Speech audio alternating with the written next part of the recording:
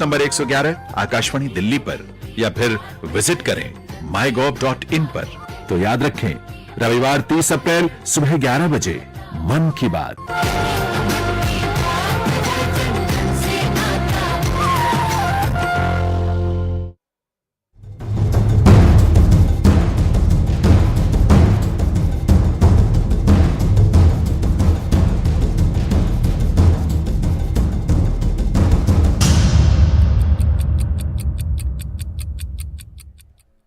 नमस्कार, बहुत बहुत स्वागत है आप सभी का डीडी न्यूज के इस खास कार्यक्रम इस वक्त में। मैं हूं निखिल सिंह और क्या है इस वक्त की बड़ी खबरें जिनके बारे में विस्तार से जानने समझने को लेकर आपके मन में जिज्ञासा है। क्या है इन खबरों के मायने, क्या है इनके पीछे का एजेंडा। अगले 1 घंटे में हम बात करेंगे कुछ ऐसी ही बड़ी खबरों की और इस पर करेंगे चर्चा। इस चर्चा में जुड़ेंगे अपने संवाददाताओं से और विशेषज्ञ मेहमानों से भी। पीएम का केरल दौरा किन मायनों में है महत्वपूर्ण, इस पर हम विशेष चर्चा करेंगे। साथ ही साथ आपको बताएंगे कि बिहार सरकार ने नियम बदलकर आनंद मोहन सहित 14 बाहुबलियों की रिहाई का रास्ता साफ किया है। मायावती ने इस पर सवाल उठाए हैं, इसके पीछे का क्या है एजेंडा, इस पर हम विशेष चर्चा करेंगे। साथ ही साथ होंगे कई अहम सवाल और जवाब, लेकिन सबसे पहले इस वक्त की हेडलाइंस।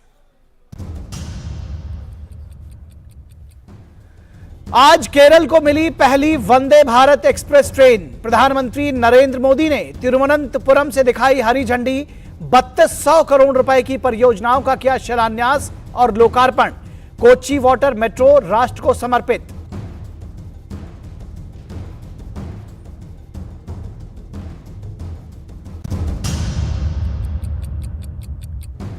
प्रधानमंत्री आज ही दादरा नगर हवेली का करेंगे दौरा। सिलवासा में मेडिकल कॉलेज का करेंगे उद्घाटन।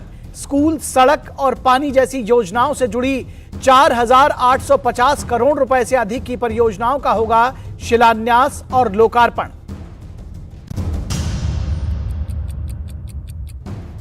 देश विरोधी गतिविधियों में शामिल पॉपुलर फ्रंट ऑफ इंडिया पर एनआईए की बड़ी कार्रवाई।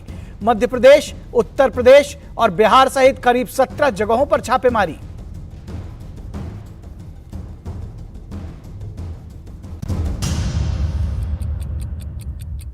कर्नाटक में आज बीजेपी नेता और केंद्रीय मंत्री अमित शाह करेंगे 3 विधानसभा क्षेत्रों में चुनाव प्रचार। प्रियंका गांधी मैसूरू और चामराजनगर में करेंगी रैली, तो वहीं आम आदमी पार्टी का प्रचार अभियान भी आज से होगा शुरू। जेडीएस ने भी झोंकी पूरी ताकत।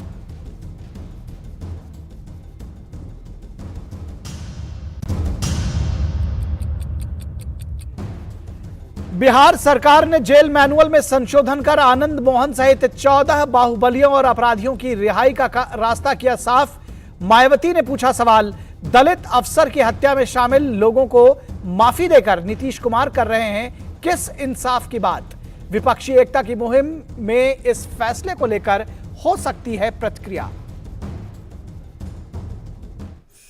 तो सबसे पहले इस वक्त में बात करेंगे केरल की को किस तरह से ट्रिपल गिफ्ट मिला है। प्रधानमंत्री नरेंद्र मोदी 2 दिन की केरल यात्रा पर हैं और किस तरह से केरल की विकास यात्रा में आज की तारीख बेहद खास है, इस पर हम चर्चा करेंगे। पीएम मोदी की केरल यात्रा में विकास योजनाओं की सौगात है। यात्रा का दूसरा दिन भी आम लोगों के लिए बना बेहद खास।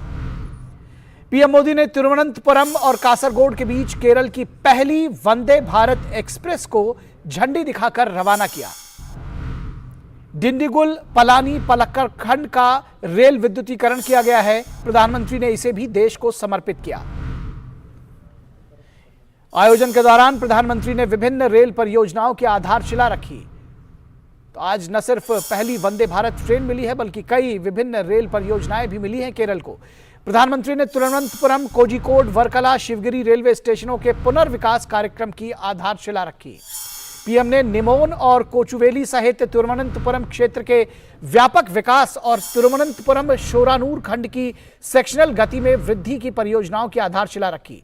पीएम ने कहा कि पिछले 9 वर्षों में रेल परियोजनाओं से केरल के विकास को गति मिली है। केंद्र में निर्णायक सरकार भारत के हित में फैसला ले रही है। पीएम ने 3200 करोड़ रुपए से अधिक की विभिन्न परियोजनाओं का शिलान्यास और लोकार्पण किया। प्रधानमंत्री ने कोच्चि शहर के साथ निर्बाध संपर्क के लिए बैटरी चालित इलेक्ट्रिक हाइब्रिड नौकाओं वाली कोच्चि वाटर मेट्रो राष्ट्र को समर्पित की। इलेक्ट्रिक हाइब्रिड नौकाओं के माध्यम से कोच्चि के आसपास के 10 द्वीपों को जोड़ने वाली ये अपनी तरह की अनूठी परियोजना है। पहली वाटर मेट्रो है देश की। प्रधानमंत्री नरेंद्र मोदी ने तिरुवनंतपुरम में रोड शो किया। इस दौरान पीएम मोदी की एक झलक पाने के लिए लोगों का हुजूम सड़कों पर उमड़ पड़ा। मोदी मोदी के नारों के साथ पूरा शहर गूंज उठा जहां जहां से प्रधानमंत्री का ये काफिला गुजरा। और इस मौके पर प्रधानमंत्री नरेंद्र मोदी ने कहा कि केंद्र में निर्णायक सरकार भारत के हित में फैसले ले रही है। उन्होंने कहा कि सरकार राज्यों के विकास को देश के विकास का सूत्र मानती है। दुनिया के इस मजबूत भरोसे के पीछे अनेक कारण हैं। पहला, केंद्र में एक निर्णायक सरकार भारत के हित में बड़े फैसले लेने वाली सरकार। दूसरा, केंद्र सरकार द्वारा आधुनिक इंफ्रास्ट्रक्चर पर अभूतपूर्व निवेश। तीसरा, अपनी डेमोग्राफी यानी युवाओं के स्किल पर इन्वेस्टमेंट। और चौथा, ईज ऑफ लिविंग और ईज ऑफ डूइंग बिजनेस को लेकर केंद्र सरकार का कमिटमेंट। हमारी सरकार कोऑपरेटिव फेडरलिज्म पर बल देती है, राज्यों के विकास को देश के विकास का सूत्र मानती है। केरला का विकास होगा तो भारत का विकास और तेज होगा। हम इस सेवा भावना के साथ काम कर रहे हैं।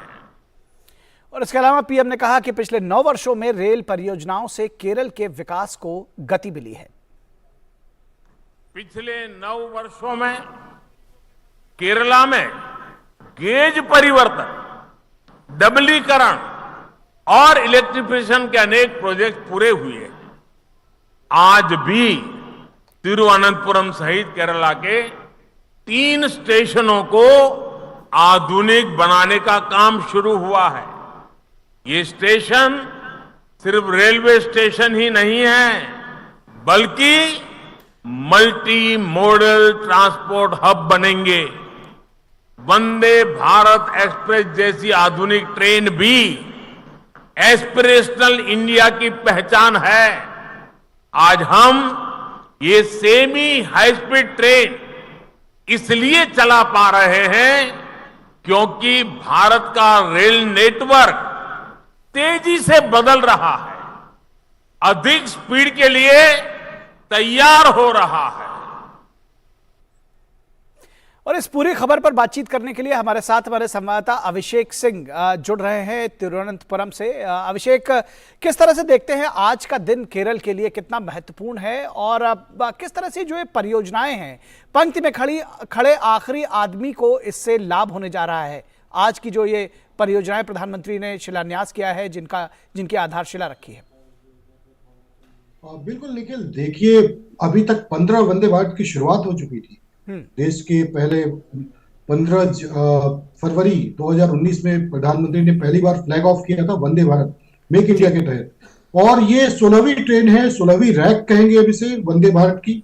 प्रधानमंत्री लगातार जिस तरीके से हर वंदे भारत को झंडी दिखाते आ रहे हैं, वैसे ही प्रधानमंत्री ने 16वीं रैक का भी आज जो है उसका भी को भी हरी झंडी दिखाई। और केरल में तिरुवनंतपुरम से लेके कासगोड़ा तक के लिए काफी बड़ा ऐतिहासिक दिन हम इसे कह सकते हैं निखिल, क्योंकि आप केरल के अंदर जब हम यहाँ के लोगों से बात करते हैं तो उनका कहना है कि वंदे भारत मतलब वंदे भारत हमें मिल रहा है, केरल को मिल रहा है, ये खुशी है उनको। उनका कहना है कि वंदे भारत वो देख रहे थे कि देश के अन्य हिस्सों में भी चल रहा है, लेकिन वंदे भारत जैसी वर्ल्ड क्लास सुविधाओं जैसी हवाई जहाज की तरफ फैसिलिटीज वाली ट्रेन जो है वो केरल को मिलेगी और प्रधानमंत्री खुद आकर के उसको हरी झंडी दिखाएंगे। तो ये पूरा जो माजरा था आप एयरपोर्ट से लेकर के रेलवे स्टेशन के बीच में देख सकते थे किस तरीके से लोग जो है प्रधानमंत्री का अभिनंदन कर रहे थे, प्रधानमंत्री का स्वागत कर रहे थे। ये बिल्कुल तस्वीरों में साफ नजर आ रहा था। और खास तौर पर जब प्रधानमंत्री स्टेशन पहुंचते हैं और स्टेशन पहुंचने के बाद जिस तरीके से बच्चों से मिलते हैं ट्रेन का इंस्पेक्शन के दौरान, तो बच्चे हाथों में स्केच लिए हुए प्रधानमंत्री के कई सारे अपने मन की बात बताते हुए बच्चे भी जो है अपनी परियोजनाओं के बारे में चर्चा करते हुए प्रधानमंत्री से अपने जिज्ञासाओं को लेकर के बात करते हुए नजर आए। और कई बच्चे जो है वो वहां पर प्रधानमंत्री को किसी ने अपनी भाषा में उन्हें अपनी कविता सुनाई, किसी ने गाना सुनाया और प्रधानमंत्री से इंटरेक्ट किया। यानी केरल के लिए वंदे भारत को आप मान सकते हैं कि एक लाइफलाइन है, जो कि चूंकि केरल जो है टूरिज्म के दृष्टि से देखें या केरल के अंदर जिस तरीके से देश भर से या विदेश से सैलानी आते हैं, तो उसको लेकर के वंदे भारत एक तो आपको समय की बचत कराएगा, साथ साथ वर्ल्ड क्लास फैसिलिटी का भी अनुभव कराएगा। 15 देश है पूरे विश्व के अंदर जहां पे सेमी हाई स्पीड ट्रेन चलती है और 15वें देश में अगर आप बोले तो भारत का उसमें उसका नाम भारत का नाम शामिल हो चुका है। आप समझ सकते हैं कि विश्व के इतने 200 से ज्यादा देशों के अंदर जहां पे भारत को कभी परिकल्पना नहीं की जा सकती थी। जी पहले निश्चित तौर पर ये विकास के एक नए जो पैमाने हैं वो गढ़े जा रहे हैं। एक और परियोजना है जिसने सभी का ध्यान आकर्षित किया है और वो है कोच्चि की जो वाटर मेट्रो का मतलब अभी तक हम मेट्रो ट्रेनें समझते थे, किस तरह से ये विशेष महत्व की है और आपको लगता है कि एक बार कोच्चि वाटर मेट्रो की शुरुआत हुई है तो देश के दूसरे शहरों में भी इस तरह की परियोजनाओं की शुरुआत हो सकेगी? बिल्कुल निखिल, देखिए जिस तरीके से भारत माला, सागर माला परियोजनाओं की हम बात करते हैं, पूरे देश के अंदर हम हाईवेज की बात करते हैं, उड़ान की बात करते हैं, हम हाईवेज की बात करते हैं, आप रोडवेज की बात करते हैं, आप इसके अलावा आप जो इसके अलावा भी जो है इन सब को लेकर के रेलवेज की बात करते हैं, तो देश भर के अंदर काफी क्रांति आई है। आप 2014 के पहले अगर रोड नेटवर्क की बात करें, जल मार्गों की बात करें, तो जो जल मार्ग का लगभग जो अमूमन हिस्सा होता था पूरे साल भर के अंदर, वो महज 5 से 10 20-25 किलोमीटर का होता था। अब आप देखिए कि वो शायद महीने में इसका जो है डबल हो चुका है, एक महीने के अंदर। और जल मार्गों से मोदी सरकार की शुरू से प्राथमिकता रही है कि कनेक्टिविटी को कैसे बढ़ावा दिया जाए, चाहे वो जल मार्ग का हो या फिर सड़क मार्ग का हो, रेल मार्ग का हो या हवाई मार्ग का। तो इन चारों चीजों के ऊपर सरकार की प्राथमिकता रही है, क्योंकि जो अर्थव्यवस्था की प्रगति है, अर्थव्यवस्था की जो गति है, अर्थव्यवस्था की जो मजबूती है, वो कनेक्टिविटी से जुड़ी हुई है। और मोदी सरकार ने 2014 में प्रधानमंत्री मोदी ने कहा था कि अगर देश को गति चाहिए तो कनेक्टिविटी को हमें गति देनी होगी, यानी कनेक्टिविटी में निश्चित तौर पर तो कनेक्टिविटी को विशेष फोकस दिया है। और जिस तरह से आप बता रहे हैं कि चाहे वो वायु मार्ग हो, जल मार्ग हो या फिर सड़क मार्ग हो, सभी को सुदृढ़ किया गया है। बहुत शुक्रिया इस तमाम बातचीत और जानकारी के लिए अभिषेक सिंह। और विपक्षी एकता में रिहाई की पहल पर सवाल, ये हमारा अगला एजेंडा है कि किस तरह से बिहार की राजनीति में जो रिहाई का एक नया दांव आया है उसको किस तरह से देखना चाहिए। दरअसल बिहार में बढ़ते अपराध की घटनाओं के बीच बाहुबली पूर्व सांसद आनंद मोहन सहित 27 लोगों की रिहाई के नोटिफिकेशन ने एक नई सियासी बहस की शुरुआत कर दी है।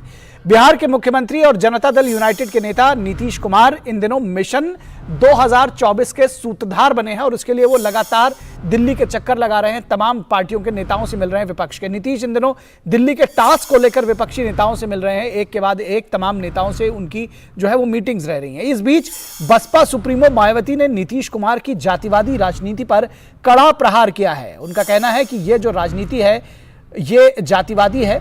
और इस बीच बसपा सुप्रीमो ने कहा है कि नीतीश कुमार की जातिवादी राजनीति जो है ये ठीक नहीं है और सिर्फ ये इलेक्शन सेंट्रिक है, दरअसल सत्ता पाने के लिए की गई है। बिहार के कर्मठ और जुझारू अफसर जी कृष्णैया की आनंद मोहन के नेतृत्व में एक भीड़ ने पीट कर हत्या कर दी थी।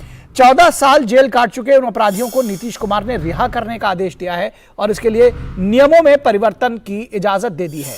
जेल मैनुअल में संशोधन करके आनंद मोहन की उम्र कैद की सजा को माफ कर उसे बरी करने की तैयारी की जा रही है, बल्कि यह कहा जाए कि तैयारी कर ली गई है। नीतीश सरकार ने 27 लोगों की रिहाई का नोटिफिकेशन जारी किया है, संभवतः कल ये लोग आजाद हो जाएंगे। तो इनकी रिहाई का नोटिफिकेशन भी जारी हो चुका है। लेकिन सबसे बड़ा सवाल मायावती ने दलित समाज के आक्रोश का उठाया है। सत्ता के लिए क्या नीतीश कुमार को उसकी परवाह नहीं है?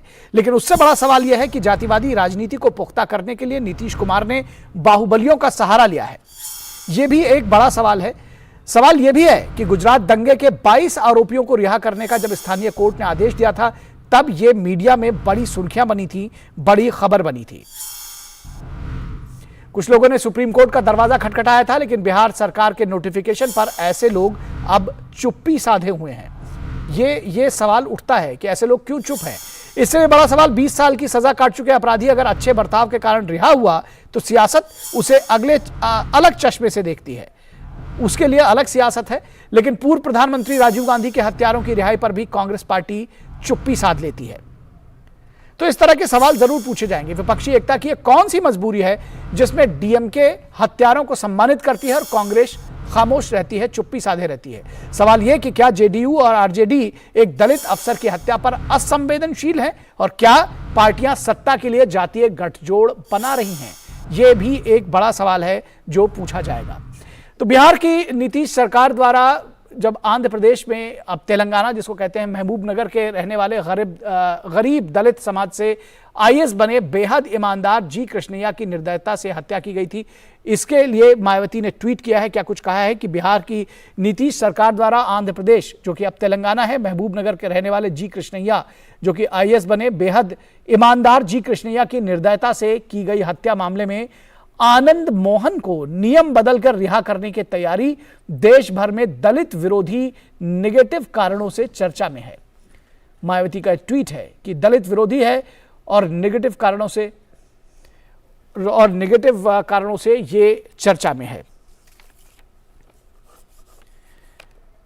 और इस पूरी खबर पर चर्चा के लिए हमारे साथ 3 खास मेहमान जुड़े हुए हैं, उनसे हम चर्चा करेंगे। हमारे साथ में जुड़े हुए हैं मनोज यादव, जो कि बीजेपी के प्रवक्ता है। मनोज जी, स्वागत है आपका। इसके साथ ही साथ हमारे साथ जेडीयू की तरफ से भी जुड़े हुए हैं मनजीत कुमार सिंह। मनजीत जी, स्वागत है आपका। और हमारे संपादकीय सलाहकार विनोद मिश्रा, वो भी इस पूरी चर्चा में हमारे साथ जुड़े हुए हैं। विनोद जी, अगर आपके साथ इस चर्चा की शुरुआत करना चाहें, क्योंकि इस पूरी राजनीति को, इसके एजेंडे को दरअसल समझना चाहेंगे कि आखिर है क्या ये। मायावती ने जो कहा है कि ये कहीं ना कहीं दलित विरोधी राजनीति की भी एक सुगबुगाहट है, और इसकी परवाह शायद नीतीश कुमार को इसलिए नहीं है क्योंकि वो अपराधियों के साथ में, वो बाहुबलियों के साथ में गठजोड़ चाहते हैं। किस तरह से देखते हैं इस पूरी राजनीति को? निखिल, सबसे पहले तो मैं थोड़ा सा इसमें एमेंड चाहूँगा कि जबकि मायावती उसको जी कृष्णैया को एक दलित ऑफिसर बताती हैं, तो वो हो सकता है कि मायावती के लिए ये सूट करता हो। लेकिन आप मुझे अगर व्यक्तिगत पूछे तो बिहार में ऐसा ब्रिलियंट ऑफिसर उसके बाद हुआ नहीं। जी कृष्णैया की चर्चा जब हम लोग पटना में भी थे और जब हम लोग उस चीज़ों को देखते थे अखबार के सुबह सुबह पलटने में, तो सबसे पहले जी कृष्णैया की चर्चा होती थी, जो किसी न किसी रूप से किसी गरीब के घर में, कोई रिहैबिलिटेशन के प्रोजेक्ट में कुछ ना कुछ वो काम करते हुए एकदम बिहार के जो सबसे डाउन टू अर्थ लोग हैं, सबसे जो बॉटम लाइन के लोग हैं, उनके बीच में जी कृष्णैया को लोग देखते हुए थे अक्सर। ऐसा ब्रिलियंट ऑफिसर और ऐसा ईमानदार ऑफिसर शायद बिहार में उसके बाद हुआ नहीं। तो ये कहना कि जी कृष्णैया एक सिर्फ दलित ऑफिसर थे इसलिए उनकी जो ये हत्या हुई और उसके बाद क्या जो उनके सजायाफ्ता जो लोग हैं उनको एक नोटिफिकेशन जारी करके उनकी आज रिहाई हो रही है, तो मेरा मानना है कि एक ब्रिलियंट ऑफिसर के हत्या और उसके बाद की जो बात हुई थी उसको लेके एक गंभीरता से सरकारों को सोचना चाहिए। रही बात कि आज आनंद मोहन का एक उस पर बयान आया है। आनंद मोहन अभी पैरोल पे हैं, बेटे की शादी में वो अभी जेल से छूटे हुए हैं और कल हो सकता है कि शायद उनकी रिहाई हो जाए।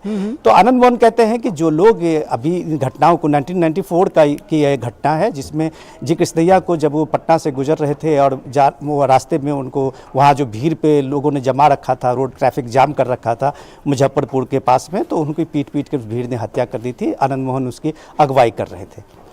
तो आनंद मोहन कह रहे हैं कि इसमें सिर्फ 2 परिवार का नुकसान हुआ है, बाकी लोगों ने तो सिर्फ ताली बजाया है, बाकी लोगों तो इसमें सियासत ही कर रहे हैं। सवाल है कि कौन परिवार, आज की तारीख में हमें नहीं पता कि जी कृष्णैया का परिवार कहाँ है, किस हालत में है, लेकिन आज की तारीख में आनंद मोहन का के बेटा अभी आरजेडी के विधायक है, आनंद मोहन की पत्नी वो सांसद रह चुके हैं। हाईकोर्ट में एक केस के कारण बाद में उनको सांसद के उनको नॉमिनेशन करने के लिए से रोका गया था। सवाल इससे बड़ा ये है कि जो बिहार में राजनीति करते हुए नीतीश कुमार कल पश्चिम बंगाल जाते हैं, ममता बनर्जी से मिलते हैं, ममता बनर्जी से मिलने के बाद अखिलेश से आते हैं और वो जो विपक्षी एकता के सूत्र ढूंढ रहे हैं, क्या जो मायावती का आज जो दलित को लेकर आक्रोश की बात वो कही है उनके उस सूत्र में कहीं है? अगर वो नहीं है तो नीतीश कुमार जो फार्मूले की बात करते हैं और जो जातीय गठजोड़ बनाने की कवायद में लगे हुए हैं, दिल्ली टास्क में ये सारे पॉलिटिकल लीडर को ये समझना होगा कि आप बाहुबलियों को इस तरह से सामने में लाके आप उसमें कास्ट बेस को अलग अलग खेमे में मजबूत करके शायद मिशन 2024 में आप कोई बड़ा मैसेज नहीं देने जा रहे हैं। ये बात तो कम से कम इस नोटिफिकेशन के बाद सामने में आ गई। जी, इसका जवाब ले लेते हैं मंजीत जी से। मंजीत जी, क्या लग रहा है आपको, जिस तरह से मायावती का आरोप है और जिस तरह से इस पूरे घटनाक्रम का विश्लेषण किया जा रहा है कि अपराधियों बाहुबलियों के गठजोड़ को मजबूत करना चाहते हैं नीतीश कुमार और साथ ही साथ जातिवादी राजनीति को एक बार फिर हवा दे रहे हैं, क्या जरूरी था, क्या इतनी जरूरत थी कि नियमों को बदलकर आनंद मोहन और उनके साथियों को बरी कराया जा रहा है? देखिए, मायावती जी ने जो भी कहा है, लेकिन दलित सशक्तिकरण के लिए नीतीश कुमार जी ने क्या किया बिहार के अंदर, इसके लिए किसी से भी हमें सर्टिफिकेट लेने की जरूरत नहीं है कि दलित सशक्तिकरण के लिए आदरणीय नीतीश कुमार ने बिहार में दलितों के लिए क्या किया। और आप यह जान लें, 15 अगस्त और 26 जनवरी को गांव-गांव जो हमारे गांव के दलित बुजुर्ग हैं, उनके हाथों से झंडारोहण करना, वहां प्रशासनिक अधिकारी वहां पहुंचते हैं, वह सम्मान नीतीश कुमार ने बिहार के दलितों को दिया है।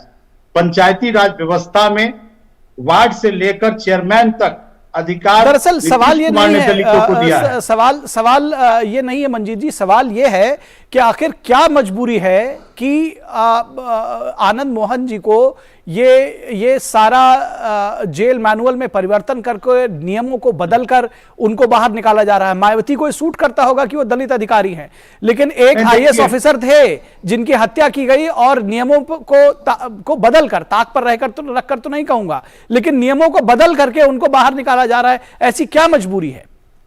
देखिए, केवल आनंद मोहन पर ही चर्चा हो रही है, लेकिन उनके साथ अन्य जो 26 लोग जो बंदी थे उनकी भी रिहाई हुई है, उन पर चर्चाएं नहीं हो रही हैं। और अन्य जो 26 लोगों की भी रिहाई हो रही है, उसमें दलित, पिछड़ा, अति पिछड़ा, अकलियत के लोग शामिल हैं। और जो परिहार बोर्ड है, आम खास में यही तो बात कही जा रही है कि दरअसल आनंद मोहन के नाम पर और भी लोग उसमें छूटे जा रहे हैं। और जब सवाल ये होगा तो सवाल ये भी उठेगा कि जो शराबबंदी के कारण 4.5 लाख से ज्यादा लोग बंद हैं, उनकी सुनवाई कब करेंगे? देखिए, आप जिन सवालों को बोल रहे हैं हमको जवाब दे देने दीजिए। जी, जवाब दीजिए। केवल आनंद मोहन जी की रिहाई नहीं हुई, क्यों आनंद मोहन जी का केवल मुद्दा बन रहा है? भारतीय जनता पार्टी का उत्तर प्रदेश में जो बी टीम है, पहले वो सवाल इसको उठाते थे, अब भारतीय जनता पार्टी इस सवाल को उठा रही है। तो नीतीश कुमार जी के शासन में आम व्यक्ति और खास व्यक्ति में कोई अंतर नहीं समझा जाता है। श्री आनंद मोहन जी वह अपना सजा को पूरा कर चुके थे, लेकिन जो कानून बने थे आम और खास के लिए, उस कानून में समानता लाई गई है और उस समानता के कारण सब लोगों को छूट मिल रही है, केवल आनंद मोहन को नहीं मिल रहा। अगर किसी को आपत्ति इस विषय पर है तो वह जाए कोर्ट, उसके लिए सक्षम है न्यायालय, वह चले जाए न्यायालय में कि यह परिहार बोर्ड ने या इस तरह का निर्णय लिया है, उनको कौन रोक छोड़ा जाता है? तो आपके जो समर्थक है कांग्रेस के लोग, वो सुप्रीम कोर्ट चले गए थे। गुजरात के परिहार बोर्ड ने कैसे उनको क्षमादान किया, और जब वह निकलते हैं बाहर तो कैसे माला पहनाकर उन्हें महामंडित किया जाता है, या तो देश में चर्चा का विषय है। खैर, ये सवाल जो आपके राजनीतिक सहयोगी हैं मनोज यादव वो उठाएंगे, लेकिन जब ये सारे सवाल उठाएंगे तो राजीव गांधी के हत्यारों को जब छोड़ा गया था तो जो पार्टी हुई थी और उसमें स्टालिन गए थे और जिस तरह से वो सारा जश्न हुआ था, आपके सहयोगी है कांग्रेस, वो सवाल भी उठाए जाएंगे। मनोज यादव जी, क्या कहेंगे आप, किस तरह से, आखिर क्या वजह है कि आनंद मोहन जैसे जो जिनको कहते हैं बाहुबली हैं, उनको छोड़ने की तैयारी की जा रही है? ये कहा जाए कि कल परसों में शायद वो छूट भी जाएगा। देखिए निखिल जी, इसमें स्पष्ट रूप से दिख गया है कि बिहार के अंदर जंगल राज 2.0 रिटर्न हो चुका है। उसी का ये नतीजा है कि आनंद मोहन जैसे अपराधी को जिस तरह से, जिसने जे कृष्णाई जी को पीट करके गली में दौड़ा करके, रोड पर दौड़ा करके किस तरह से रौंदा था, किस तरह से उनकी हत्या कर दी गई थी, ऐसे अपराधी को आज एक विशेष कानून बना करके इनको छूट दी जा रही है। ये दिखाता है कि जंगल राज 2 का रिटर्न हो गया, क्योंकि इन्हीं के शासनकाल में आरजेडी के साथ जब इनका गठजोड़ था तो शहाबुद्दीन हो, आनंद मोहन जैसे जो तस्लीमुद्दीन हो, इस तरह के लोगों को लगातार ये लोग प्रश्रय देते हैं। और उसके बाद में अभी यूपीए 1 के शासनकाल में हम देख रहे हैं पप्पू यादव जैसे लोग इनके संरक्ष में पलते हैं, बढ़ते हैं, और रंजना जी उनकी पत्नी, उनको लगातार सदन में भेजा जाता है। तो इस तरह के अपराधियों को लगातार संरक्षण देना ये जंगल राज 2.0 की निशानी है। और जिस तरह से ये लोग राजनीति करते हैं, वोट बैंक और तुष्टीकरण की राजनीति करते हैं, आपने देखा होगा कि रमजान के मौके पर, जिस समय नवरात्रि भी थे, तो आपको पता है रमजान के मौके पर विशेष वर्ग को एक विशेष छूट दी गई कि 1 घंटा लेट से आइए और 1 घंटा जल्दी चले जाइए। ये नवरात्रि में हिंदुओं को इस तरह की व्यवस्था नहीं देते हैं, तो ये वोट बैंक की राजनीति करते हैं, बाहुबलियों को छोड़ने की राजनीति करते हैं। जंगल राज जो फैलाते थे, जो गुंडा राज फैलाते थे, जिनका आतंक का राज था, उनके साथ गठजोड़ करते हैं। और जहां तक गठबंधन की आप बात कर रहे हैं, देखिए घर में नहीं है दाने अम्मा चली गुनाने, जो नीतीश कुमार आज तक आज तक चुन करके तो आए नहीं, हमेशा एमएलसी रहे। और जो नीतीश कुमार जिन्होंने महागठबंधन किया था 2014 के अंदर, मात्र 2 सीटें इनकी आई थी। तो घर में नहीं है दाने अम्मा चली गुनाने, जो बाहर ढोल पीट रहे हैं उससे कुछ होने वाला नहीं है, बीरबल की खित्ती पकने वाली नहीं है। लेकिन जहां तक जिस मुद्दे को इन्होंने उठाया, जिस गुजरात के मुद्दे की आप बात कर रहे हैं, वो माननीय सर्वोच्च न्यायालय के विचाराधीन है। इस पर मैं टिप्पणी नहीं करना चाहूंगा, लेकिन मैं एक सवाल पूछना चाहता हूं कि तुष्टीकरण की राजनीति करने वाले लोग, लगातार जंगल राज को बढ़ावा देने वाले लोग, आतंकवादियों को और इस तरह के जो कृत्यों में वो संलिप्त रहते हैं, जो डर और भय का माहौल बनाते हैं, उनको नीतीश कुमार जी आरजेडी की गोदी के अंदर बैठ करके, लालू प्रसाद जी की गोदी में बैठ करके क्यों इन ऐसे अपराधी को, अपराधी को विशेष कानून बनाकर छोड़ने का काम करते हैं? इसका उत्तर ले लेते हैं।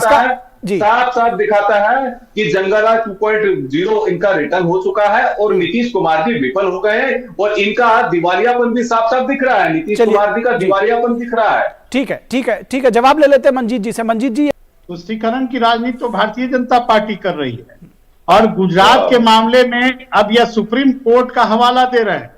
और हमारे परिहार बोर्ड में तो हमारे वरिष्ठ पदाधिकारी उसके मेंबर हैं, लेकिन गुजरात के परिहार में वहां के एमएलए को बनाया गया उस बोर्ड का मेंबर। और जिन लोगों ने हिनियस क्राइम किया, जिस गर्भवती महिला के साथ लोगों ने 11 लोगों ने बलात्कार किया, जिनके साथ सामूहिक बलात्कार की घटना हुई, उनको क्षमादान दिया गया।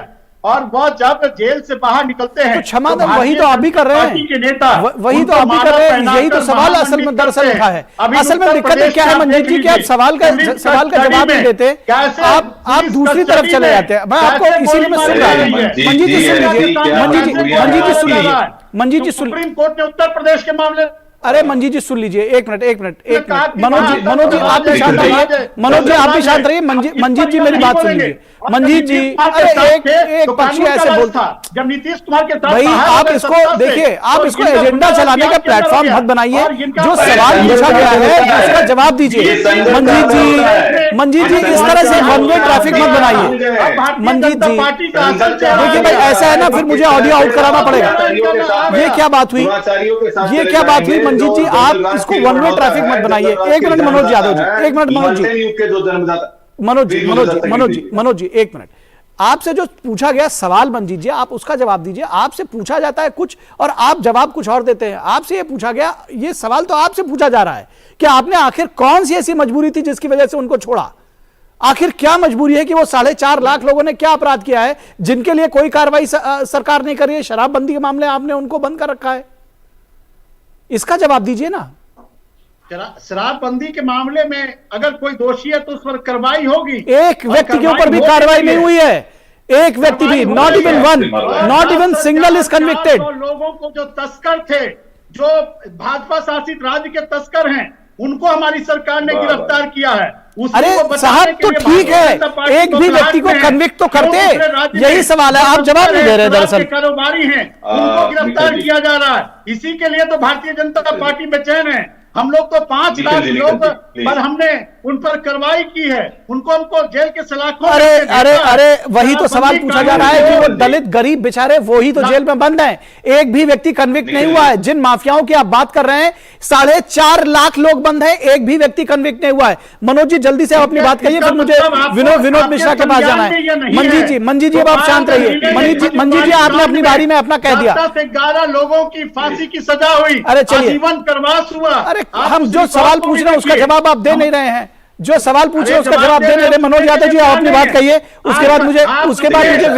उसके बाद मुझे विनोद मिश्रा जी के पास जाना है। जल्दी निखिल जी ऐसा है कि जब ये भारतीय जनता पार्टी के साथ में थे तो मुझे लग रहा है सबका साथ सबका विकास की बात करते थे, लेकिन जैसे आरजेडी की गोदी में बैठते हैं तो जंगल राज रिटर्न हो गया है। ये लालटेन युग की वापसी है, ये जंगल राज की वापसी है। यही कारण है कि आपने देखा होगा नालंदा में किस तरह से रामनवमी के त्योहारों पर किस तरह से दंगे हुए, किस तरह से वहां धू करके लोगों की लाशें जलाई जा रही थी। उसमें सबसे ज्यादा पिछड़े वर्ग के लोगों को प्रताड़ित करने का काम किया था, बाहुबलियों को इन्होंने छोड़ने का काम किया था। माननीय गृह मंत्री अमित शाह जी को भी जाने के लिए अनुमति नहीं दी गई थी। और जिस तरह से राहुल कांग्रेस के साथ में और आरजेडी के साथ में जिनका गठबंधन हुआ, उसके बाद आप देखिए क्या हाल हो गया बिहार का।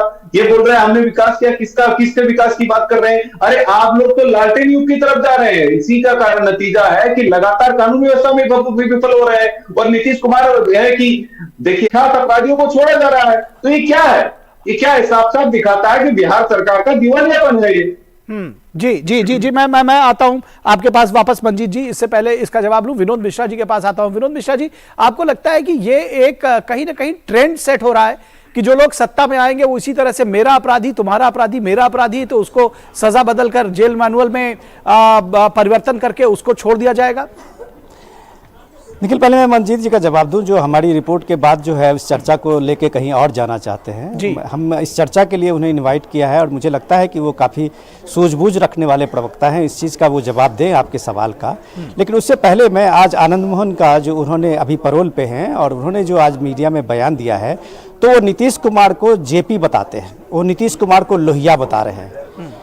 तो ये नीतीश कुमार को जब आनंद मोहन लोहिया बता रहे हैं, आज जयप्रकाश नारायण बता रहे हैं आज, तो जाहिर सी बात है कि आप मेरी पीठ खुजाओ और तुम्हारी पीठ मैं खुजाऊंगा। ये सीधी बात सामने में आपके सामने में है। जब वो विपक्ष की एकता की बात आज सवाल पे आनंद मोहन कहते हैं कि ये जो लंगड़ी विपक्ष है उसको एक मजबूत करने के लिए सारे लोगों का सपोर्ट चाहिए और हम लोग जो है जात पात को छोड़ के हम लोग सारे विपक्ष को एक करने में लगे हुए हैं। ये आनंद मोहन होते कौन है? ये सवाल आप पूछिए कि ये आनंद मोहन की इस विपक्षी एकता में इनकी क्या भूमिका होगी। रही बात की दूसरी चीज मैं जो बताने जा रहा हूं, जो अभी मनोज जी कह रहे थे कि मनोज जी की बात को आप थोड़े से गौर से समझिए कि बिहार की राजनीति को लेकर नीतीश कुमार जो दिल्ली का ये जो लेके अभियान लेके चले हैं अलग अलग स्टेट में, तो जब वो कल आप देखिए कि वो वहाँ पे अखिलेश के साथ में थे लखनऊ में, और उसी समय में मायावती का ये ट्वीट आता है और मायावती इस पे रिएक्शन करती है। क्या अखिलेश ने इस दलित को लेके अपना अभी कोई एक रिएक्शन दिया है जी कृष्णैया को लेके? क्या मायावती ने कोई एक रिएक्शन ये अपना ममता ने कोई एक रिएक्शन दिया है या कोई दूसरी पॉलिटिकल पार्टी ने इस तरह के कोई रिएक्शन दिया है? नहीं दिया है जी। तो ये विपक्ष की एकता के जो सूत्र में आप ये सीधे देखिए कि दिल्ली टास्क लेके जो नीतीश कुमार घूम रहे हैं, वो दिल्ली टास्क में एक तरह से बिहार को हताशा में स्थिति में छोड़ दिया है। हताशा की स्थिति यह है कि जिस दौर में जिस समय में वो कल बंगाल में थे, उस सुबह में बिहार में शराब के माफियाओं ने पुलिस को दौरा के पीट के आप देखिए कि किस तरह से उसके गाड़ी को तोड़फोड़ की थी। 4 दिन पहले उसी बिहटा में आप देख लीजिए कि ये माफिया जो बालू माफिया है वो किस तरह से एक महिला खनन अधिकारी को पीट के अधमरा कर दिया था। कहाँ है नीतीश कुमार, कहाँ है उनका शासन? तो अगर ये सारी चीजों को जो मंजीत जी झुठलाते हुए ये दलित कल्याण की बात करते हैं, बड़ी बात करते हैं, तो सबसे पहला सवाल तो उनको बिहार से पूछा जाएगा कि इस बिहार में कौन सा सुशासन लेके वो विपक्ष की एकता की बात करने जा रहे हैं, वो कौन सी बिहार की पॉलिटिकल सिचुएशन का जवाब ले लेते हैं, मॉडल बनाने जा रहे हैं। जी, इसका जवाब ले लेते हैं मंजीत जी से। मंजीत जी, गंभीर आरोप है कि देखिए 4 दिन पहले महिला अधिकारी को, माइनिंग अफसर को दौड़ा कर पीटा गया, उसके बाद पुलिस को जो माफिया हैं शराब के वो दौड़ा कर पीट रहे हैं, और कहा जा रहा है कि जी वो नीतीश कुमार तो राजपाट सब तेजस्वी के हवाले करके और प्रधानमंत्री पद की दौड़ के पीछे लग गए हैं। देखिए, सबसे बड़ी परेशानी यह है कि दूसरे राज्यों में कोई घटना घटित होती है तो मीडिया तो उसको चलाता नहीं है। अतीक के मामले में सबसे पहले पुलिस के सामने, मीडिया के सामने गोली मारी जाती है, क्या कानून व्यवस्था पर चर्चा नहीं होनी चाहिए? किसी भी सवाल से आप भाग रहे हैं मंजीत, लगातार सवाल आपको चर्चा हो रही है, चर्चा हो रही है। मुझे लगता है मंजीत जी उसके बाद से टीवी से उतरा नहीं है ये। यहाँ सरकार को चैलेंज किया अपराधियों ने, आपने उसकी चर्चा आप किसी मीडिया के लोग नहीं करते। क्या बात कर रहे हैं? सभी लगातार वो रोज उस पर चर्चा हो रही है। के साथ घटना घटित हुई तो 24 घंटा के अंदर 40 अपराधी पकड़े गए, जेल के सलाखों में गए। अगर बिहार में कोई भी घटना घटित हुई, शराब माफियों को हम उत्तर प्रदेश से, हम झारखंड से, हम उड़ीसा से, हम बंगाल से, हम पंजाब से, जो शराब के बड़े कारोबारी हैं, जो बिहार में लगातार शराब की कारोबारी करते हैं, 10,040 से अधिक वैसे माफियों को हमारी सरकार ने गिरफ्तार करने का निखिल उनको याद दिलाइए मंजीत जी को, मंजीत जी को याद दिलाइए कि परसों बिहार पुलिस ने सबसे नहीं, परसों बिहार पुलिस ने एक रिपोर्ट जारी की थी विनोद जी, और उस रिपोर्ट भाजपा शासित राज्यों में अब आप एजेंडे देखिए, आपसे जो सवाल पूछा जाता है दरअसल आप उसका जवाब देते नहीं है मंजीत जी। जो आपसे सवाल पूछा जाता है आप उसका जवाब देते नहीं है और सुनते नहीं है, दोनों बातें। निखिल, अरे भैया क्राइम रेशियो कहाँ पर है? अरे सुन लीजिए, बोलने से नहीं होगा। चलिए सुन लीजिए, एकता में नीतीश कुमार जी जब निकले हैं और पूरे विपक्षी एकता की गोलबंद हो रही है, तो भारतीय जनता पार्टी, अरे तो वही तो सवाल है कि विपक्षी एकता गोलबंद कर रहे हैं लेकिन अपना घर पीछे छोड़ के चले आए हैं, संन्यास ग्रहण थोड़ी ना कर लिया है। आप बात को समझिए, बिहार की जनता को उसके हाल पर छोड़कर थोड़ी चले जाएंगे। मनोज जी आपके पास आ रहा हूँ, उसके बाद विनोद जी के पास जाना है। चलिए अब दूसरों को बोलने का मौका दीजिए। मंजीत जी आप अपनी बात कह चुके, मंजीत जी कह चुके, ठीक है, सुन लिया साहब आपको। तो देश की सत्ता से इनको जाना पड़ेगा। ठीक है, चलिए जनता पलट देगी तो जाना ही पड़ेगा, चाहे वो बीजेपी हो, आरजेडी हो या जेडीयू हो, जनता जिसको वोट देगी वही बना रहेगा। मनोज यादव जी जल्दी से अपनी बात आइए, उसके बाद फिर मैं विनोद जी के पास जाऊंगा। जी पूरी बात कर दूं। देखिए ऐसा है, जो लोग नीतीश बाबू की चर्चा कर रहे हैं और उनकी तुलना कर रहे हैं जेपी से, मैं कहता हूं उनको शर्म आनी चाहिए और शर्मसार करने वाली इस तरह की स्टेटमेंट देते हैं जो ऐसे श्रद्धेय जेपी जी के लिए चर्चा कर रहे हैं, जो अखिल भारतीय स्वरूप के नेता थे और जिनके एक आह्वान पर छात्र का सारे नेता अपने सारे स्वार्थों को छोड़कर के और जनता पार्टी के गठन करने का काम किया था। लेकिन नीतीश बाबू क्या है? नीतीश बाबू तो क्या है, घर में नहीं है दाने अम्बा चली गुना, नहीं तो पलटू राम है। किसके साथ है पलटी मार? जो बैसाखी के सहारे से जो हमेशा चले हैं, कभी बीजेपी की बैसाखी लेते हैं, कभी आरजेडी की बैसाखी लेते हैं, जिनका अपना खुद का अस्तित्व नहीं है, वो बोल रहे हैं कि देश का नेतृत्व करने निकले हैं, वो बोल रहे हैं कि हम चंद्रगुप्त बनेंगे। अब मैं पूछना चाहता हूँ, चंद्रगुप्त की भूमिका में है कि चाणक्य की भूमिका में? लेकिन मैं निखिल जी एक बात और स्पष्ट कर दूं कि उत्तर प्रदेश के अंदर जिस तरह से कानून व्यवस्था अपना काम कर रही है, अपराधियों को बख्शा नहीं जाता है, कोई भी जीरो टॉलरेंस की नीति है। और मैं बता दूं कि इनके शासनकाल में शराब माफिया, बालू माफिया खुलेआम प्रशासन की धज्जियां उड़ाते हैं और कच्ची शराब जो जहरीली शराब से कितने लोगों की हत्याएं हो रही है, कौन जिम्मेदार है? ये पलटू राम नीतीश कुमार जिम्मेदार है। ठीक है, ठीक है, आपने भी अपनी बात कह दी, आखिरी now the last word from Vinod Mishra ji. आप दूसरे की बैसाखी पर चलते हैं और हमारी बैसाखी पर चल करके मुख्यमंत्री बनते हैं। चलिए जी आपकी आती नहीं है लोकसभा में और सपना देख रहे हैं प्रधानमंत्री बनने का, मुखेरीलाल के हसीन सपने पूरे नहीं होने वाले हैं। ठीक है, दरअसल में सवाल यह है कि कोई भी सपना देखे, लोकतंत्र में उसके लिए आजादी है, आप गोलबंद करिए, लेकिन कम से कम जो आपका अपना राज्य है उसको भी देखना पड़ेगा। हमारे साथ संपादकीय सलाहकार विनोद मिश्रा बने हुए। विनोद मिश्रा जी बहुत जल्दी से अपनी बात खत्म करिए, हमारे पास समय समाप्त हो गया जी, खत्म करिए जी। ये दोनों पार्टी के जो सम्मानीय हमारे गेस्ट हैं और प्रवक्ता हैं, वो अपनी अपनी बात रख रहे हैं, मजबूती से रख रहे हैं और उनको रखना भी चाहिए। लेकिन सवाल इससे बड़ी बात मैं जो कहने जा रहा हूं निखिल, कि सवाल ये है कि क्या मंजीत जी या जेडीयू अपने ही पुलिस की रिपोर्ट नहीं देखती है क्या? जो बिहार पुलिस का जो 4 दिन पहले एक रिपोर्ट आई थी कि शराब माफिया का हालत क्या है, अब उसको समझें कि हूज ट्रेजेडी में अभी तक 300 से ज़्यादा लोग मरे हैं बिहार में, और उसमें 21 लोगों पे अभी तक जो हूज के जो किंग पिन है, वहाँ के जो सबसे बड़े डीलर बनाते अपने को बताते हैं, उन पे जो पुलिस ने केस दर्ज की थी, तो उसमें से एक को भी सज़ा नहीं हुई है, सारे एक्विटल हो गए हैं डिफरेंट कोर्ट से। ये हालत है। रही बात, दूसरी बात मैं इसमें ये जोड़ रहा हूँ कि सबसे इम्पॉर्टेंट ये है कि नीतीश कुमार बिहार को जिस हालत में ला के छोड़ के जो अपना एक दिल्ली टास्क लोग के आगे बढ़े हैं, इसमें क्या नीतीश कुमार ने ये बात मान लिया है कि 2024 के बाद जो उनको सत्ता या पार्टी को जिस तरह से विलय करना है, जेडीयू के बद्र का नेतृत्व जो है आरजेडी और महागठबंधन का नेतृत्व तेजस्वी को देना है, तो क्या वो नीतीश कुमार एक जंगल राज जो स्थिति बनी हुई है, जो सारे अपराधी जिस तरह से जेलों से बाहर आ रहे हैं, वो सारा पुराना 90 का बिहार जो है वही तेजस्वी को सौंपने जा रहे हैं? ये एक बड़ा सवाल है जो बिहार को इस मामले में सोचना होगा। विपक्ष की एकता की क्या भूमिका होगी, इस पे चर्चा हम लोग बाद में कर लेंगे, लेकिन बिहार जिस तरह से बन रहा है और बिहार की जो हालत है वो कम से कम बिल्कुल बिहार की हालत पर सभी को सोचना होगा और शायद बहुत खुले दिल के साथ इसमें सोचना होगा। फिलहाल हम अपने तीनों खास मेहमानों का, विनोद मिश्रा जी, मनोज यादव, मंजीत जी, आप सभी का शुक्रिया करेंगे इस चर्चा में जुड़ने के लिए, बात रखने के लिए, अपने अपने विचार रखने के लिए। बहुत शुक्रिया आप तीनों का।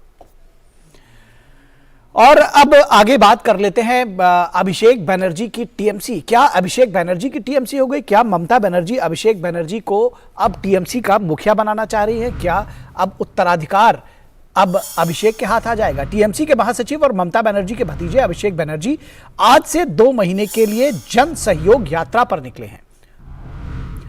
पंचायत चुनाव से पहले अभिषेक की यात्रा काफी महत्वपूर्ण है और इसके सियासी मायने भी दूरगामी है। राज्य की मुख्यमंत्री ममता बनर्जी की सरकार इन दिनों भ्रष्टाचार की जांच से काफी प्रभावित हुई है। जॉब स्कैम में हर दिन नए खुलासे से उनकी छवि को बट्टा लगा है।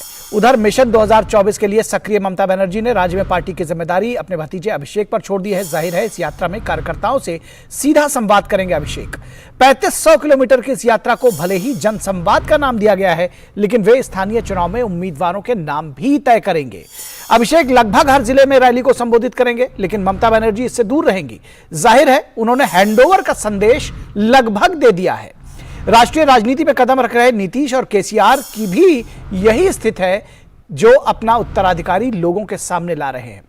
लेकिन इस उत्तराधिकारी के सवाल पर एनसीपी में संघर्ष तेज हुआ है। वहां पर उत्तराधिकारी का जो मामला है इतना साफ साफ नहीं दिखाई दे रहा है। हमारे साथ में हमारे संवाददाता प्रसेनजीत इस वक्त इस पूरी खबर पर जुड़ रहे हैं और इस पर चर्चा करेंगे प्रसेनजीत के साथ में। प्रसेनजीत, किस तरह से देखते हैं ये जो जनसंवाद यात्रा है? दरअसल सिर्फ ये 2 महीने की यात्रा नहीं है, बल्कि कहीं ना कहीं अभिषेक बनर्जी को इस्टेब्लिश करने के लिए या सीधे लाइमलाइट में ला करके उनको उत्तराधिकार देने की एक कवायद बताई जा रही है। देखिए निखिल, कहानी यह है कि ये लॉन्चिंग और रीलॉन्चिंग का खेल है जी। जो कुछ रीलॉन्चिंग का खेल कुछ दिन पहले हम लोग देखे थे साउथ इंडिया से नॉर्थ इंडिया तक, तो उसी का खेल है। लेकिन इसमें एक छोटा सा मैं कहना चाहूंगा कि बंगाल की बारे में, कि यहाँ पे एक जो हैंडओवर और टेक ओवर की एक कहानी हम पिछले कई महीनों से कहने की कोशिश कर रहा था कि ये जबरदस्ती ममता बनर्जी की हाथ से हैंडओवर लेने की, टेक ओवर करने की कहानी है। मतलब आपको अब दिल्ली में राजनीति करना है तो जाइए, जैसे नीतीश बाबू ने दिल्ली में राजनीति करने के लिए निकले हैं, जैसे केसीआर ने दिल्ली में राजनीति करने के लिए निकले हैं, वैसे ही आप दिल्ली में राजनीति करने के लिए निकल जाइए, बंगाल मेरे लिए छोड़ दीजिए। और ये पहली बार हुआ है कि इस प्रोग्राम की जब लॉन्चिंग हुई, जिस दिन इसका अनाउंसमेंट, उस दिन का जो ऑडियो विजुअल है, वो ऑडियो विजुअल क्लिपिंग में 1998 में तृणमूल कांग्रेस स्थापना होने के बाद ये पहली बार किसी क्लिपिंग में ममता बनर्जी का कोई तस्वीर लगाया नहीं गया था। वहां पे सिर्फ अभिषेक बनर्जी का तस्वीर लगाया गया था। तो मतलब इस जबरदस्ती छीनने की चक्कर है पूरे राजपाट को। और ये जो पंचायत चुनाव है, ये पंचायत चुनाव बंगाल के लिए काफी अहम है और यहीं से यहाँ का जो source of money, source of power, source of muscle, ये सब कुछ होता रहता है, ये पंचायत चुनाव से है। और इसीलिए पंचायत चुनाव ऑलरेडी पेंडिंग है, इसीलिए इसके 2 महीने की चक्कर में इस पंचायत चुनाव को और पीछे धकेलने की काम किया जा रहा है। और जो ये जितने सारे आप जिस करप्शन की बात आप कह रहे थे, इस करप्शन से लोगों की ध्यान हटाने की एक कोशिश है। कम से कम अगर इस 2 महीनों में पूरे फोकस अभिषेक बनर्जी के ऊपर रहे और मीडिया करप्शन से हट जाए, ये कोशिश इसमें इसमें दिखाई दे रहा है निखिल। जी जी, एक बात आपने और कही कि ये दरअसल सिर्फ सीधे सीधे सत्ता पाने के नहीं बल्कि सत्ता छीनने जैसी कोशिश लगती है जब बैनर और पोस्टर में से ममता बनर्जी को हटा दिया जाता है। तो आपको लगता है कि ममता बनर्जी कहीं ना कहीं या तो सरेंडर कर गई हैं या कोई दूसरी राजनीति है इसके पीछे? किस तरह से देखते हैं, क्योंकि उनका कोई रिएक्शन इस पर दिख नहीं रहा है। 2 महीने की यात्रा रहेगी, अभिषेक उसमें चलेंगे, ममता उससे अलग रहेंगी। हाँ देखिए, इसमें सरेंडर हमें तो सरेंडर ही कहना चाहिए, क्योंकि जिस तरह से चारों तरफ से आप शिक्षा घोटाला बोले, आप पीएमएवाई बोले, आप मिड डे मील बोले, आप पथश्री बोले, मतलब रोड कंस्ट्रक्शन, हर जगह पे जिस तरह से करप्शन की आरोप और जिस तरह से अदालत ने इसमें ये करप्शन में कुछ ना कुछ, अभी भी आज भी एक एमएलए सीबीआई ऑफिस में है। हो सकता है उसको अगर अरेस्ट किया जाए तो 4था एमएलए होंगे, या ना करे तो ना करे, जो भी बात है। तो एक के बाद एक एमएलए इस तरह से करप्शन की जाल में है।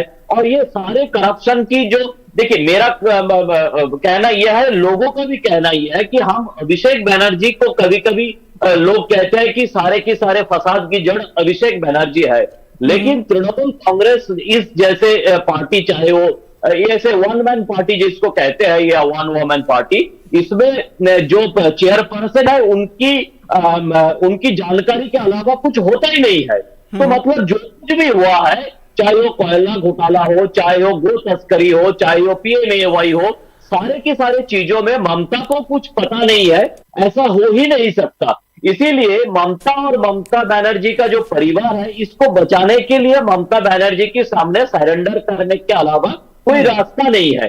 तो इसीलिए किसी तरह से ये जो कानूनी का मसला है, इस कानूनी मसला को किसी तरह से संभालने की काम शायद ममता करेगी नेशनल पॉलिटिक्स के नाम पर।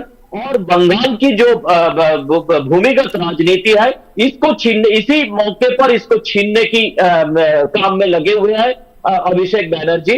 लेकिन एक बात बता दूं कि हाल किस तरह से पहुंचा है तृणमूल कांग्रेस की, कि तृणमूल अभिषेक बनर्जी ने घोषणा किए थे कि पंचायत की जो उम्मीदवार होंगे उनको चुनने के लिए उनकी इस जो यात्रा है इसमें वो चुनाव करेंगे। जिस तरह से अरविंद केजरीवाल पहले कहते थे कि लोग कहेंगे कि इसका क्या होगा, इसका क्या नहीं होगा।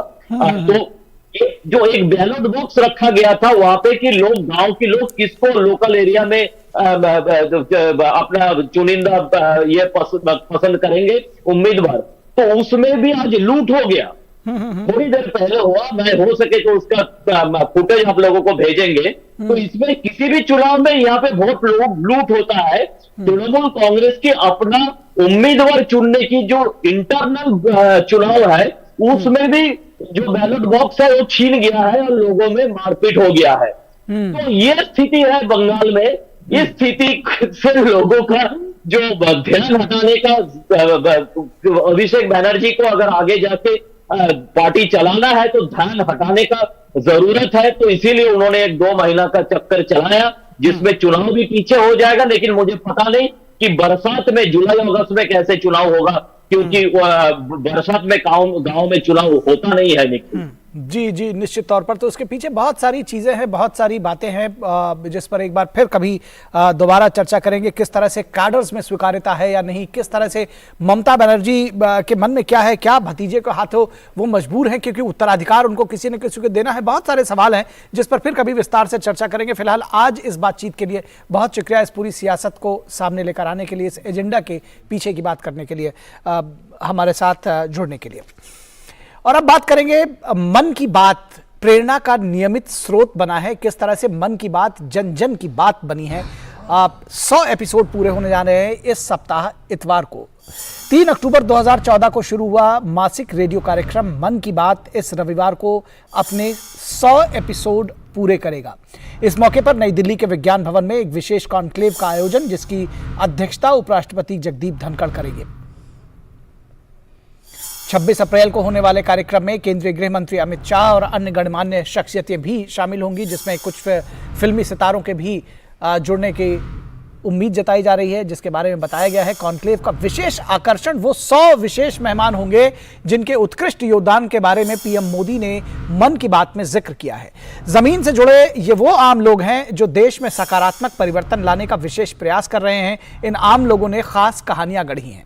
इतने वर्षों में पीएम के मन की बात कार्यक्रम ने लोकप्रियता के नए रिकॉर्ड बनाए हैं और इससे लोगों के बीच सकारात्मक सोच विकसित हुई है। देश के आम लोगों को समाज में अपना योगदान देने और राष्ट्र निर्माण की दिशा में काम करने के लिए प्रेरित करता है मन की बात।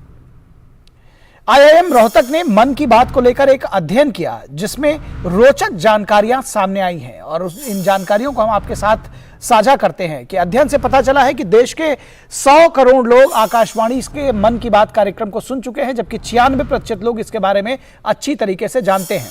मन की बात को 23 करोड़ लोग नियमित सुनते हैं, जबकि 41 करोड़ लोग इसे कभी कभी सुनते हैं। 10,000 से ज्यादा लोगों पर यह सर्वे किया गया था, जिसका ये परिणाम आ रहा है। अध्ययन बताता है कि एक निर्णायक और सशक्त नेतृत्व का श्रोताओं के साथ भावनात्मक लगाव स्थापित हुआ है, एक इमोशनल संबंध बना है।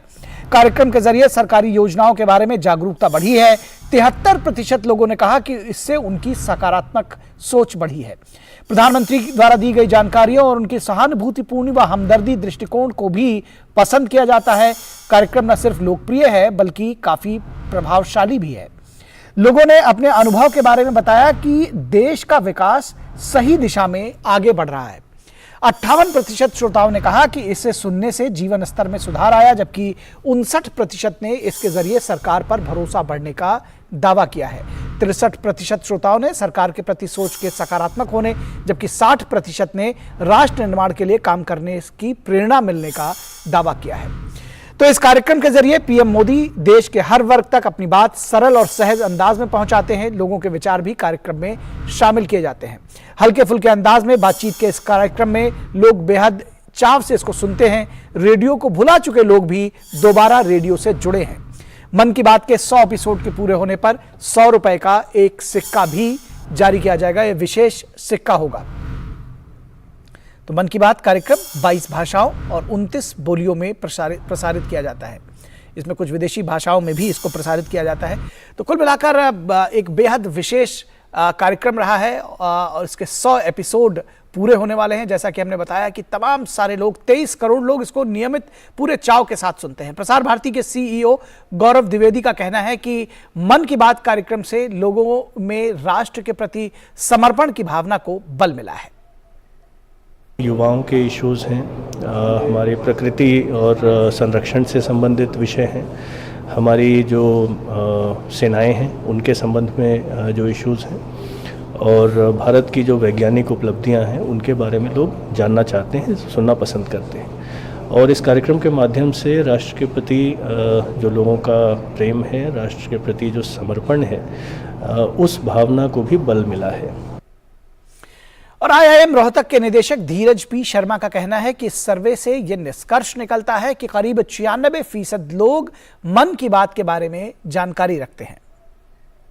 हाउसमेड्स हैं, जो दूध बेच रहे हैं, जो चाय बना रहे हैं, स्टूडेंट्स हैं, विद्यार्थी के अलावा टीचर्स हैं, सबसे एक बहुत बड़ा सैंपल 10,003 लोगों का सैंपल लेने के बाद उसके बाद हमने ये यूजेबल सैंपल है। सैंपल तो इससे बड़ा था, तकरीबन 11-12 हज़ार और बड़ा सैंपल था, उसमें से कुछ लोग अनफिल्ड क्वेश्चनेयर रह गए। तो इतने बड़े सैंपल को पूरी स्टेट से लेने के बाद जब हमने उसको निकाला तो हमें ये निष्कर्ष मिलता है कि तकरीबन 96% जो लोग हैं वो मन की बात के बारे में जानते हैं। और इस पूरी खबर के बारे में विशेष बातचीत करने के लिए हमारे साथ डीडी न्यूज के वरिष्ठ संपादक प्रकाश पंत जुड़ चुके हैं। प्रकाश जी, किस तरह से इतनी विशेषताओं के साथ लबरेज है ये कार्यक्रम, 100 एपिसोड पूरा करने जा रहा है। इसके साथ आप बहुत समय से इसकी एडिटिंग के साथ साथ तमाम इसके जो न्यूज फीचर्स हैं उसके साथ में आप जुड़े रहे हैं। किस तरह से देखते हैं इस यात्रा को?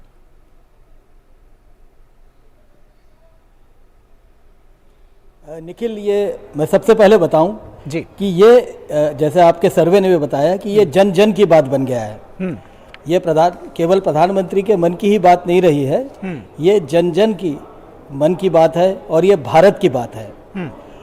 और इसमें सबसे बड़ी बात जो है, जो इसको ऐतिहासिक बनाती है, 100वें पड़ाव तक जरूर आ गई है जी, और अभी और असंख्य पड़ाव इसको तय करने हैं, पर ये प्रधानमंत्री ने इस मन की बात के जरिए एक तरह से देश के प्रति नव जागरण पैदा किया है। राष्ट्रीय एक तरह से जैसे जामवंत ने रामायण में हमें कथा में सुनते हैं कि भगवान हनुमान जी के अंदर सुप्त शक्तियों को जगाया, हनुमान जी को इस बात के लिए प्रेरित किया, बताया कि उनके अंदर क्या शक्तियां हैं। इसी तरह प्रधानमंत्री भारत की आंतरिक शक्तियां, भारत की परंपराओं में छुपी हुई शक्तियां, भारत की संस्कृति में छुपी हुई शक्तियां, भारत के लोगों में छुपी हुई शक्तियां, उसके प्रति देशवासियों को जगाते हैं। हर महीने ये एक तरह से जन जागरण का ऐतिहासिक अभियान बन चुका है जी। और यही कारण है कि जब देश कोविड के सबसे डार्क फेज से गुजर रहा था, सबसे मुश्किल दौर से गुजर रहा था, तब ये मन की बात ही थी जिसके जरिए प्रधानमंत्री ने लोगों को विश्वास दिखाया कि समस्याएं आती रहेंगी, तूफान आते रहेंगे, पर लोगों का अगर मनोबल बना रहेगा, अगर हमारी अपनी आंतरिक शक्तियों पे विश्वास बना रहेगा जी, और हम आपस में भाईचारा और संवाद के साथ रहेंगे, तो कोई भी परेशानी उसको हम आसानी से पार कर सकते हैं। जी जी। इस कार्यक्रम चाहे की बात विशेषता हो जी जी हमारे देश की आम लोगों में जो छुपी हुई प्रतिभा को जी जी जी निखिल जी जी। इस कार्यक्रम की विशेषता के बारे में आपसे थोड़ा इस कार्यक्रम की विशेषता जो वही मैं बता रहा था आपको। क्योंकि ये कहा जा रहा है कि बड़े हल्के फुल्के अंदाज में, जिसको कहते हैं कि बात ही बात में बहुत छोटी छोटी बातों का लेकिन बड़े मतलब की, जिनका परिणाम बहुत बड़ा होता है, ऐसी बातें प्रधानमंत्री बहुत सहज अंदाज में कह जाते हैं। जी बिल्कुल निखिल। असल में प्रधानमंत्री ने जब पहली मन की बात की थी 3 अक्टूबर 2014 को, तभी स्पष्ट कर दिया था कि वो एक पारिवारिक सदस्य के रूप में बात करेंगे, वो एक बड़े भाई के रूप में, एक अभिभावक के रूप में, एक घर के सदस्य के रूप में लोगों से बात करते हैं। और ये कभी एक तरफा संवाद नहीं होता है, वो देश के लोगों से उनके मन की बात जानते हैं। हर मन की बात के एपिसोड में वो 2 या 3 प्रेरक प्रसंग सुनाते हैं, देशवासियों की जो उत्कृष्ट कार्य कर रहे हैं उनकी बात करते हैं और उनकी समस्याओं को जानने की कोशिश करते हैं। और अब जैसे मैं आपको बताऊं, जब खादी के बारे में उन्होंने उल्लेख किया, उन्होंने बोला कि अगर आप देश का हर नागरिक अगर अपने कपड़ों में, अपने वार्डरोब में एक खादी का कपड़ा रखेगा तो गरीब के यहाँ दिया जला सकेंगे। तो उसका असर ये हुआ कि अगले ही साल खादी की सेल में 125% का उछाल आया। अकेले कनॉट प्लेस का जो खादी भंडार है देश की राजधानी का, उसमें एक दिन का सेल 1 करोड़ रुपए को भी पार कर गया, और ये कई बार निश्चित तौर पर। तो इससे पता लगता है, जब बेटी बचाओ बेटी पढ़ाओ का प्रधानमंत्री ने आह्वान किया, तो सेल्फी विद डॉटर एक राष्ट्रीय आंदोलन बन गया। हर व्यक्ति अपनी बेटी के साथ सेल्फी खिंचा के उसको अपलोड कर रहा था, और देखते ही देखते देश के जो जेंडर गैप था वो पिछले 5 सालों में बिल्कुल कम हो गया, बल्कि अब तो लगभग नॉर्मल हो गया है। तो इससे पता लगता है कि ये एक छोटे से आह्वान, मन की बात का जो ये माध्यम है, रेडियो का जो माध्यम है, उससे ये जन आंदोलन का रूप ले चुका है। और आज राष्ट्र के प्रति, और खाली यही नहीं निखिल, देश का जो आम आदमी है उसके अंदर छिपी प्रतिभा है। जैसे आप जी आपने जिस तरह से शुरू में आपने जिस तरह से शुरू में कहा पश्चिम बंगाल के जी हमारे पास समय बस आज के लिए इतना ही है, लेकिन जैसा कि आपने कहा कि जामवंत ने जिस तरह से मैं आपको जी बिल्कुल 20 सेकंड में खत्म करिए प्रकाश जी अपनी जामवंत ने जिस तरह से हनुमान जी को जी निखिल जी देखिए, ये राष्ट्रीय नवजागरण का है, नवजागरण का अभियान है। जब देश के लोग अपने देश की प्रतिभा में विश्वास रखेंगे तो दुनिया भारत का सम्मान करेगी, और इसी तरह भारत और नए भारत का निर्माण होगा, और मन की बात उसमें बहुत ही अहम भूमिका निभा रहा है।